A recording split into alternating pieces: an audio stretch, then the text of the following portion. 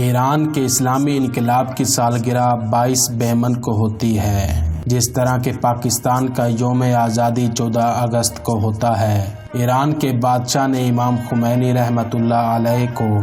ملک بدر کر دیا تھا، لیکن آپ نے اپنی تقاریر اور تبلیغ کے ذریعے اتنا کام کیا کہ شاہ بھاگنے پر مجبور ہو گیا۔ 14 سال کے بعد امام خمینی رحمۃ اللہ علیہ 12 بہمن کو واپس ایران آئے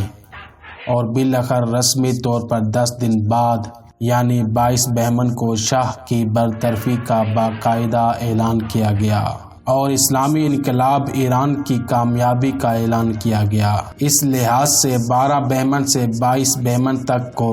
دہ فجر کا نام دیا گیا۔ دہ یعنی 10 فجر، سورہ فجر کے نام پر رکھا گیا۔ اس لیے ہر سال ایرانی ان دنوں میں دہ فجر مناتے ہیں اور اسلامی انقلاب کی کامیابی کا جشن مناتے ہیں اور سیمینار وغیرہ منعقد کرتے ہیں، اور ان دنوں میں مخصوص موویز اور ترانے چلائے جاتے ہیں۔ 22 بہمن کی رات جو اسلامی انقلاب کی سالگرہ کی رات ہے، پورے ایران میں لوگ اپنے اپنے گھروں کی چھتوں پر، گلیوں میں اور مختلف جگہوں پر رات 9 بجے اللہ اکبر کی صدائیں بلند کرتے ہیں اور اسلامی انقلاب کی یاد مناتے ہیں، جس کا اصل مقصد یہی ہے کہ اللہ تعالیٰ کی ذات سب سے بڑی ہے اور اس ملک میں اسلامی انقلاب بھی اللہ تعالیٰ کے فضل و کرم سے آیا،